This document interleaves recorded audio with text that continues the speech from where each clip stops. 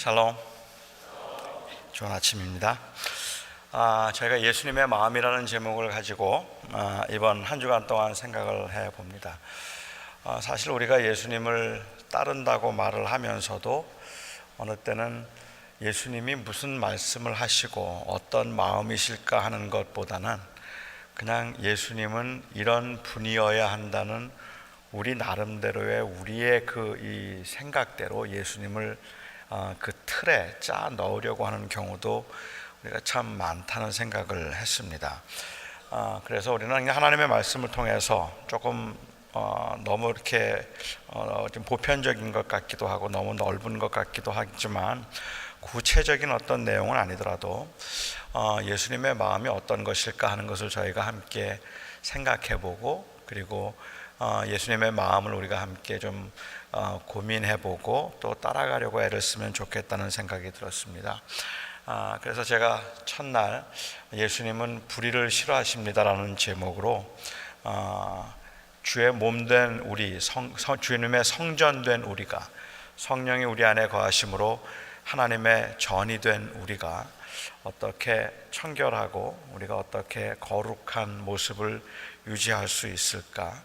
종교적인 형태 아니면 어떤 행위에 의해서 만들어지는 거룩이 아니라 정직함과 공의 그리고 그 깨끗함으로 이루어지는 이 하나님의 전의 그 거룩함, 이것을 말씀을 드렸고, 어제는 제가 예수님께서는 우리가 이 땅에서 사는 동안에 힘든 일을 만나고 어려운 일 만나고 그리고 아프고 가난할 때 먹여주기를 원하시는 불쌍한 마음이 있지만, 그럼에도 불구하고 주님께서 가지고 계신 궁극적인 마음은 그냥 그렇게 불쌍한 우리들의 의식주 문제를 해결하는 것이 아니라 영원한 생명을 주기를 원하셨다 하는 것을 말씀드렸습니다. 그래서 우리가 영원한 생명에 대한 관심을 가지고 살아가는 것이 무엇보다도 우리에게는 필요하고 중요한 것이라 말씀드렸습니다. 오늘은 우리가 이 누가복음 7장에 있는 말씀을 가지고 예수님께서 안타까워하셨던 것 또 하나를 좀 생각해 보려고 합니다. 7장 31절부터 저희가 볼게요. 또 이르시되 이 세대의 사람을 무엇으로 비유할까? 무엇과 같은가? 비유하건대 아이들이 장터에 앉아 서로 불러 이르되 우리가 너희를 위하여 피리를 불어도 너희가 춤추지 않고 우리가 곡하여도 너희가 울지 아니하였다 함과 같도다. 세례 요한이 와서 떡도 먹지 아니하며 포도주도 마시지 아니하매 너희 말이 귀신이 들렸다 하더니 인자는 와서 먹고 마시매 너희 말이 보라 먹기를 탐하고 포도주를 즐기는 사람이요 세리와 죄인의 친구로다 하니 지혜는 자기의 모든 자녀로 인하여 옳다함을 얻느니라. 제가 리더스 다이제스트라고 하는 이 매거진에서 한번 본 글인데요, 이렇게 되어 있습니다. 비판에 동의할 수 없더라도 비판은 필요한 것이다. 비판은 고통과 같은 것이라서 건강하지 못한 부분에 관심을 갖도록 만들어주는 것이다. 참 얼마나 맞는 말인지 모르겠습니다. 우리가 비판에 동의할 수 없기 때문에 비판을 틀렸다고 말할 것이 아니라 우리는 사실 많은 비판에 동의할 수가 없어요. 그런 경우라도 비판은 필요한 것입니다. 따라서 내가 비판에 동의할 수 없기 때문에 비판을 하지 못하도록 막거나 아니면 비판을 하지 말아야 된다고 생각을 하는 것, 이것은 우리를 성장하게 만드는데 아주 상당히 큰 저해 요소라고 생각합니다. 사실 비판력의 부재는 선과 악의 문제를 애매하게 만들고 비판이 없으면 성장과 발전이 없습니다. 독재는 비판력을 약화시키고 비판의 기회를 빼앗아가기 위해서 사람들의 관심을 다른 곳으로 돌리려고 합니다. 가능하면 비판을 하지 않도록 하기 위해서는 그냥 조금 더 다른 곳에 관심을 갖도록 그렇게 만들거나 비판력을 약화시키는 것이 독재의 아주 잘 볼 수 있는 그러한 그 특징이라 말할 수 있을 것 같아요. 비판의 필요성을 이야기하자면 저와 여러분 모두가 다 이해하는 바이고 인정하는 바이지만 가끔 우리는 과연 어떤 비판이 건전한 비판일까 하는 의문을 갖게 됩니다. 어떤 비판이 건전한 비판일까요? 비판의 내용에 의해서 건전한 비판이 결정되는 걸까요? 그렇지 않다면 비판하는 사람의 자세, 비판을 하는 건 좋은데 조금 점잖고 신사적으로 비판을 해라. 그러면 그 비판이 건전한 비판이 되는 거다. 이렇게 말할 수 있을까요? 그냥 굉장히 점잖고 또 굉장히 신사적인데 굉장히 내스티한 그러한 비판도 아마 우리가 보았을 거라고 생각을 합니다.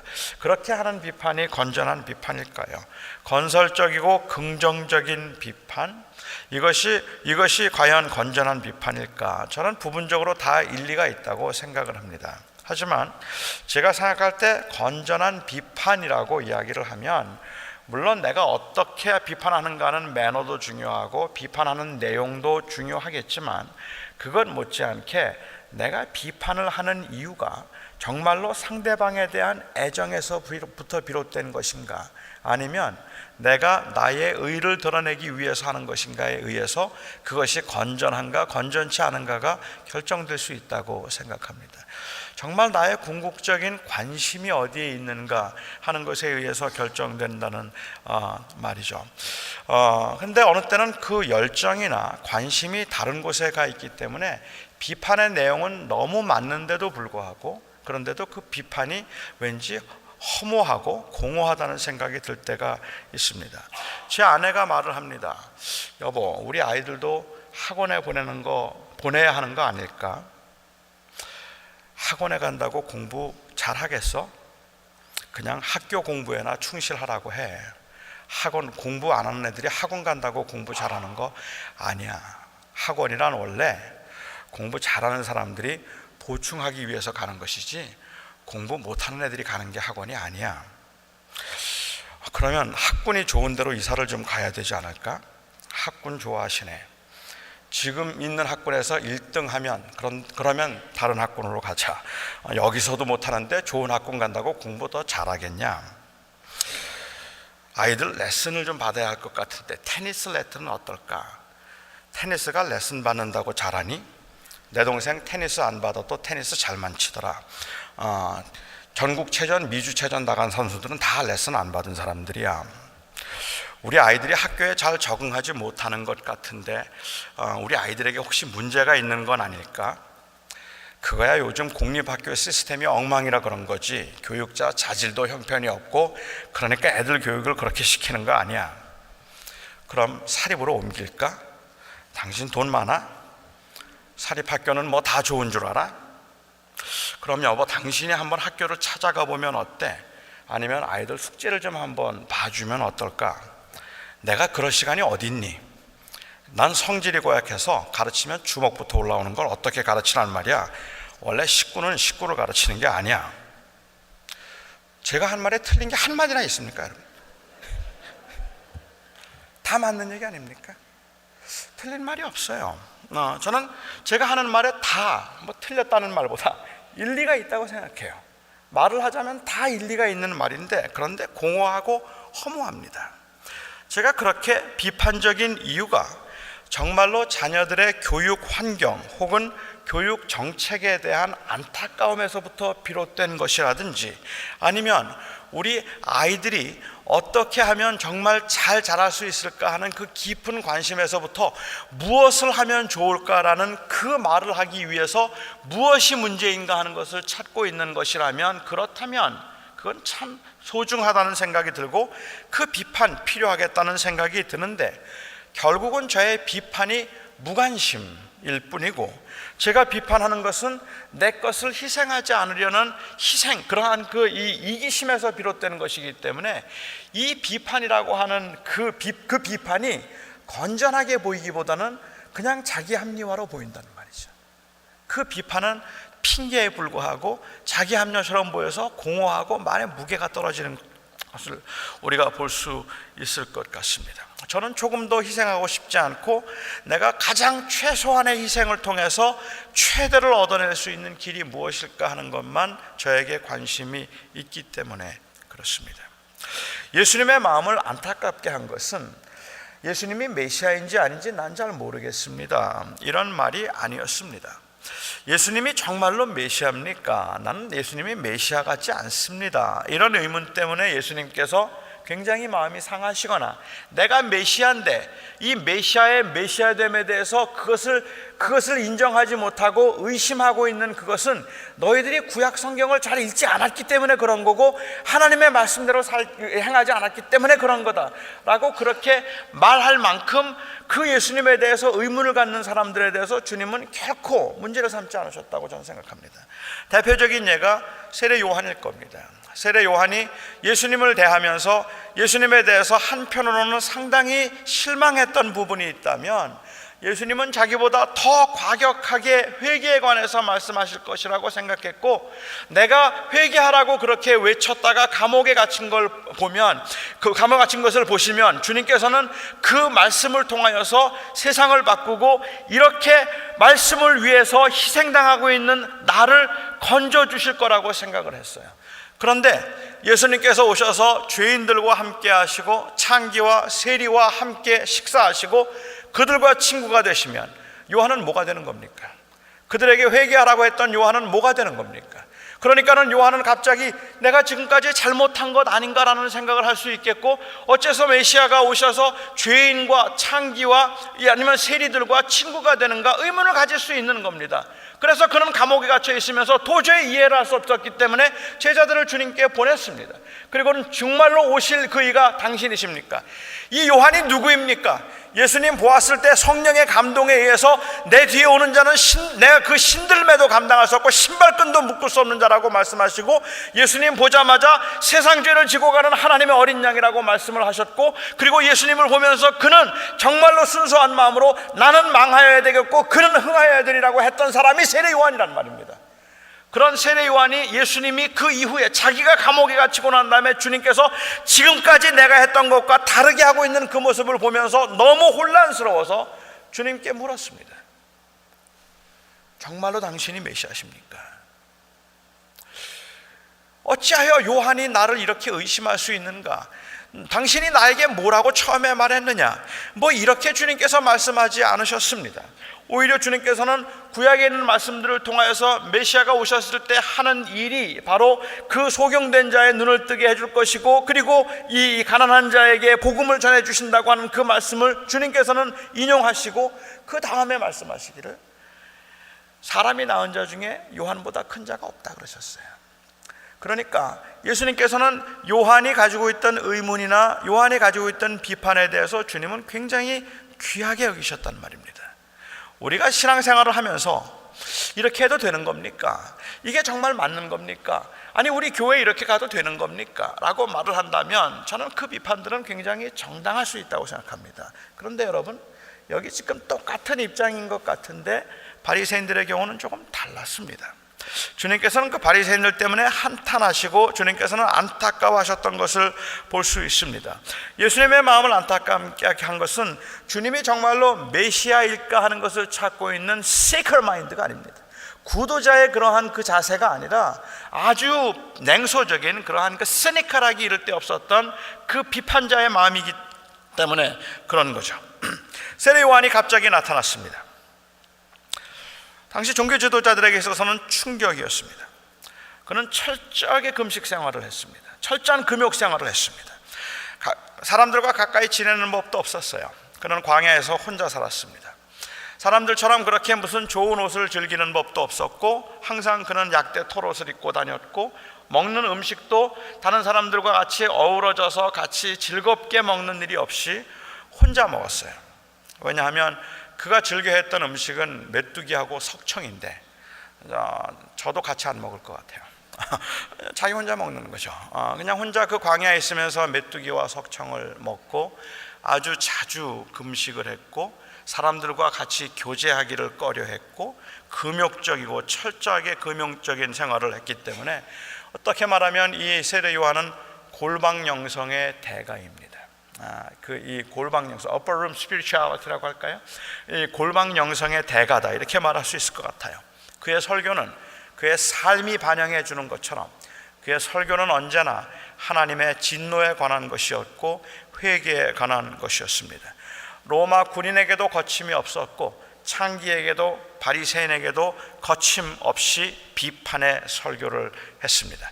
그들에게 회개하지 않고 회개하고 돌아오지 않으면 하나님의 심판과 진노가 그들에게 임할 것이라는 것을 너무 가차없이 했기 때문에 심지어는 그는 헤롯 왕에게 그가 행한 그 사적인 일이 하나님 앞에 얼마나 죄가 되는 하는 것까지 지적을 하다가 결국은 그는 감옥에 갇혔습니다.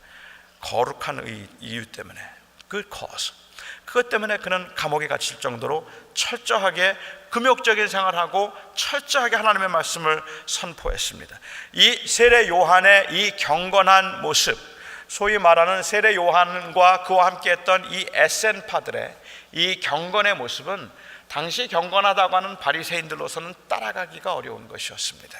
그렇게 할 수 없을 만큼 그들은 거의 완벽하게 철저한 금욕생활과 그리고 종교생활을 했습니다. 바리새인들은 그를 보면서 말했습니다. 미쳤다. 그가 미쳤다라고 했어요. 귀신 들렸다. 이 말은 세례 요한이 정상적이지 않다는 말입니다. 정도에 지나쳤다는 말입니다. 일상적이지도 않고 평범하지도 않다는 말입니다. 너무 별나다는 말입니다. 비사교적이고 반사회적인 외골이라는 말입니다. 신앙생활은 그렇게 하는 게 아닙니다. 신앙생활의 본질은 그렇게 혼자 영성을 추구하고 혼자 산속에 굴에 들어가서 살아가는 그러한 모습이 진정한 그 신앙생활의 의미가 아닙니다. 골방영성이 가지고 있는 중요한 그러한 것도 있지만, 좋은 것들도 있겠지만 못지않게 위험한 것이 있어요. 너무 반사회적이지 않습니까? 너무 비판적이지 않습니까? 이런 모습에 대해서 이 바리새인들은 말하기를 No, you are too radical. 너는 너무 같다 했습니다. 그래서 그를 미쳤다고 했습니다. 그리고 예수님께서 오셨습니다. 요한 때처럼 예수님에게도 많은 군중이 따라다니고 혹시 이분은 또 특별한 분이라는 생각을 했던 것 같아요. 세례 요한 때도 수많은 군중들이 예수님을 따라다녔지만 여기에 예수님 때도 수많은 군중들이 예수님을 따라다녔습니다. 예수님은 달랐어요. 누가 초대해도 가셨습니다. 자기를 비판하고 자기를 못마땅하게 여기고 있던 그 바리새인이 예수님을 초청해서 씻을 물도 주지 않고 입맞춤으로 영접하지도 않아도 그 집에 가셨어요. 주님은 왜 주님께서 별로 환영하지도 않는 그 집에도 주님께서 가셨을까? 주님이 그냥 먹는 거라면 어디든지 가셨을까? 그거는 제 얘기고, 예수님은 그런 분은 아니잖아요. 예수님께서는 그렇게 뭐든지 먹겠다고 하신 건 아니지만 주님은 교제를 원하셨어요.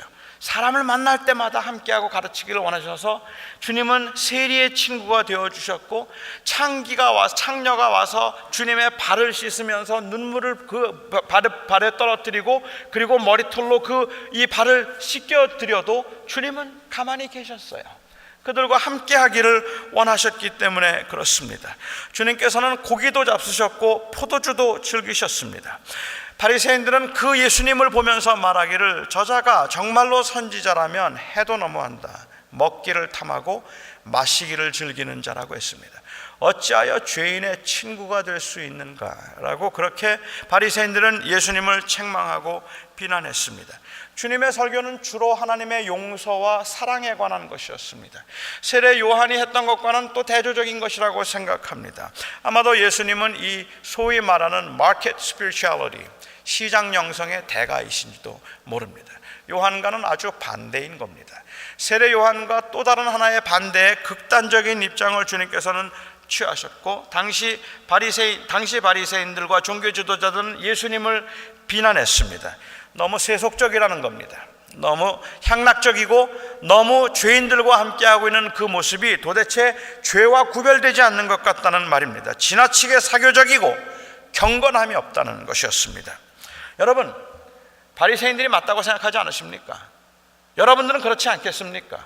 여러분들의 입장은 어떻습니까? 저는 그렇습니다. 제가 생각할 때는 바리새인들이 맞아요. 저는 바리새인이에요. 그렇게 보면 바리새인 쪽에 더 가깝다고 생각하는 것이 저의 성격일 수도 있겠고 아니면 저의 교육 환경일 수도 있겠지만 저는 조금 더 온화한 중도적인 입장을 취하고 싶어요. 바꿔 말씀드리면 세례 요한 좀 지나쳐요. 예수님 좀 지나쳐요. 만일 어떤 사람이 그렇게 매일 금식만 하고 사람들 만나지 않고 항상 굴 속에 들어가 있는 사람이라고 생각한다면 저 사람 부럽다는 생각이 들보다는 과연 우리가 하나님 앞에 부름을 받고 이 땅에서 제자로 살아가는 삶의 모습이 저런 모습일까라는 것 저 의문 가질 수 있을 것 같아요. 그런데 또 너무 반대로 너무 세상적인 것 같고 너무 사교적이고 항상 보면은 도대체 기도하는 시간은 없는 것처럼 매일 먹기만 하는 것 같다고 생각되면 저 사람 저거 좀 너무 좀 하는 거 아닌가라는 생각이 들 것 같다는 말입니다. 아니겠습니까? 어찌 보면 양쪽이 다 극단적이라고 생각될 만한 요소들이 있을 것 같다 생각하고 그래서 중도적인 입장이 낫다고 생각할 수도 있어서 바리새인이 그들을 지적하면서 진정으로 하나님을 사랑하고 정말로 하나님을 의지한다면 both of you are too radical, 너무 레디컬한 것 같다라는 이야기 한다면 저는 정당하지. 그것 가지고 주님께서 내 뜻대로 하지 않았기 때문에 반대하시지 않을 것 같아요. 예수님은 세례 요한도 칭찬하신 분이라면 저는 바리새인도 칭찬하실 수 있을 거라고 생각합니다. 당시 종교주의자들의 입장이 만약에 그런 것이었다면 그냥 나는 요한과 예수님의 두 극단을 비난하고 그것이 아닌 중도의 입장을 취하겠다는 그것이 바로 거룩한 삶이라고 만약에 누가 이야기하는 것이었다면 전 주님이 인정하셨을 거라고 생각합니다. 그런데 주님께서 이들을 책망하셨습니다. 왜냐하면 굉장히 중도적이고 굉장히 온화한 것 같고 그래서 요한에 대해서도 비판적이고 예수님에 대해서도 비판적으로 보였던 이 지도자들의 입장은 사실은 스테레스코, 자신의 현재의 위치를 지키겠다는 지극히 이기적인 입장에서 비롯된 것이기 때문에 그랬단 말입니다.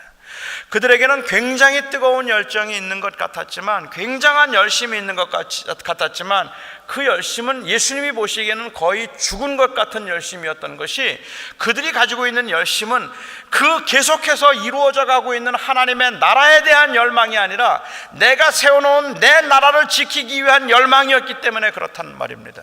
그들은 굉장히 뜨겁게 살아가고 있었지만 그들의 열심은 누구도 따라갈 수 없을 만한 그러한 열심인 것처럼 보이기도 했지만 그래서 요한을 보아도 못마땅했고 예수님을 보아도 못마땅했지만 예수님께서 그들을 보실 때 그들이 가지고 있던 진짜 문제는 그 무엇이 진리이고 무엇이 참인가 하는 것을 찾아가고 있는 그 모습이 아니었다는 말입니다. 그냥 내 자리를 내 위치를 아무도 흔들지 말라고 하는 그것이 그들이 가지고 있던 궁극적인 관심이었다는 말이죠. 그러니까 결국 그들이 가지고 있던 열심은 자기의 위치와 자기의 편리를 위한 열심이기는 했지만 자기의 자리를 지키기 위한 열심이기는 했지만 하나님의 나라에 대해서는 아무런 관심이 없었던 겁니다. 하나님이 무엇을 원하시는지, 주님께서 어떻게 살기를 원하시는지, 아니면 주님께서 어떻게 메시아를 통해 이 땅에 하나님의 나라를 구현하고 하고 계시는지에 관해서는 별로 관심이 없었다는 말입니다. 그들의 비판은 옳은 것을 찾기 위한 비판이 아니라 현재의 상태를 유지하기 위한 비판이었습니다. 예수님께서는 그런 그들의 그 비유를 어린아이들이 장터에서 놀고 있는 아이들의 비유해서 주님께서는 말씀을 하셨습니다. 어떤 아이들이 와서 말하기를 우리 결혼놀이 하자라고 그렇게 이야기를 하고 우리 결혼 예식을 위해서 흥겹게 노는 놀이를 하자라고 이야기를 했습니다. 이건 그야말로 놀이입니다. 예수님께서 결혼놀이를 하자고 말씀하실 때 염두에 두었던 것은 주님일 겁니다. 주님의 모습이겠죠. 결혼놀이 하자, 재미없어. 다른 아이들이 아니면 그 아이가 우리 그러면 장례놀이 하자. 장례놀이는 요한을 의미할 겁니다. 그렇죠? 우리 장례놀이 하자. 그것도 재미없어. 그럼 뭐 하고 놀까? 우리 뭐 하고 놀까? 놀아야 되니까. 뭐 하고 놀까? 다 재미없어. 주님께서는 이게 바리새인들의 모습이라고 이야기하고 계시는 거예요. 다 귀찮아, 다 재미없어. 이게 그들의 모습이라고 생각하는 겁니다. 저는 이것이 오늘 우리들이 가지고 있는 문제 중에 하나일 거라고 생각을 합니다. 굉장히 잘 믿는 것 같은데도 구도자적인 갈등이 결여된 것, 이것이 현대 교인들의 문제일지도 모르겠다는 겁니다. 압니다. 그 원인이 어디일까 하는 것들은 대충 짐작도 할 수 있을 것 같습니다. 이 땅에 살면서 교회를 보면 못마땅한 게 너무 많아요. 정말 많이 보여요. 왜 교회는 이래야 되는 걸까 하는 것을 생각하면 참 실망스러운 부분들이 너무 많이 보이는 건 사실입니다. 그뿐만 아니라 내가 정말로 한번 잘 믿어보겠다고, 제대로 한번 믿어보겠다고 뜨겁게 헌신했다가 상처 안 받은 사람 있습니까? 헌신하고 상처 안 받은 사람 있습니까? 사랑과 함께 교제하고 사랑과 함께 나누면서 그렇게 사람들과 함께 사역을 하려고 하다가 상처 안 받은 사람 없어요. 다 실망하고 다 상처를 받고 난 다음에 그 다음에 우리 마음속에는 문제는 그럼에도 불구하고 하나님의 나라에 대한 관심이 있습니다. 그럼에도 불구하고 내가 하나님의 뜻대로 살고 싶습니다. 그럼에도 불구하고 내가 하나님의 나라를 이루며 그 하나님의 원하심을 따라 살고 싶습니다라는 그 열망이 내 속에 살아있어서 이것도 못마땅하고 저것도 못마땅한데 그게 너무 못마땅해서 눈물이 나고 그게 너무 답답하기 때문에, 너무 한심하기 때문에, 아니면 너무 아닌 것 같기 때문에 내가 하나님 앞에 무릎을 꿇게 만드는 일이 있더라도, 아니 쫓아가서 도대체 왜 그렇게만 해야 되느냐고, 왜 오늘 교회가 이렇게밖에 안 되느냐고 그렇게 가슴을 치면서 우리가 애통해하는 그러한 마음과 원망과 때로는 분노할 수밖에 없는 그러한 상황이라 할지라도 그것이 애정으로부터 비롯된 것이면 좋겠다는 말입니다. 그런데 그 상처들과 그 실망들이 너무 많은 교인들로 하여금 이제 더 이상은 아무 관심도 갖지 않는 거예요. 여러분, 관심을 갖지 않는 이유가 뭔지 아십니까? 내가 상처받고 싶지 않다는 겁니다. 그냥 내 자리를 지키고 싶다는 겁니다. 내 지금 현재의 자리를 지키고 싶기 때문에 나는 지금 더 이상은 이런 것도 귀찮고 하기도 싫고, 그래서 왜 하기 싫습니까? 이건 이래서 못마땅하고 이건 저래서 틀렸기 때문입니다. 얼마나 합당한 이야기인지, 얼마나 맞는 이야기인지 교회는 반드시 들어야 될 이야기일 텐데, 그런데 왠지 그 비판이 공허하다는 생각이 든단 말입니다. 그러면 어떻게 하나? 나는 주를 위해서 살고는 싶은데 이 교회가 이렇다면 그러면 나 어떻게 하나? 나는 주님의 영광을 위해서 내가 살고 싶은데, 그런데 이 세상이 이렇다면, 그리고 내가 이렇게 부족하고 허물이 많다면, 그렇다면 나 이제 어떻게 해야 되나? 그것으로 인한 안타까움이나 그런 그 속에 있는 그 답답함이 우리 안에 있어서 그것이 때로는 비판으로 나타나고 그것이 때로는 분노로 나타난다면 결국은 그것이 열정이 아니냐는 말입니다. 그런데 이제는 악을 보아도 별로 느낌이 없어요. 죄를 보아도 내 그럴 줄 알았잖아.